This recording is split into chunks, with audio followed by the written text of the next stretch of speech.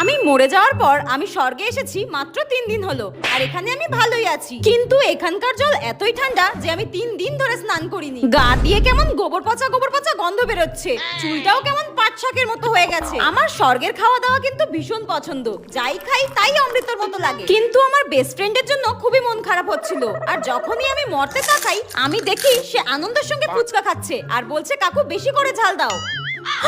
কি নির্লজ্জ মেয়ে রে বাবা, আমি মরেছি মাত্র 3 দিন হলো আর এর মধ্যেই আমার বেস্ট ফ্রেন্ড ফুচকা খেলছে। তুই দেখবি মরার পর শাকচুন্নি হয়ে নরকেই পচে মরবি। যাই হোক, সেদিন হঠাৎ স্বর্গে আমার সুমির সঙ্গে দেখা, আর আমি ওকে জিজ্ঞাসা করলাম কি রে, আমি তো স্বর্গে এসেছি, তুই নরকে যাচ্ছিস কেন?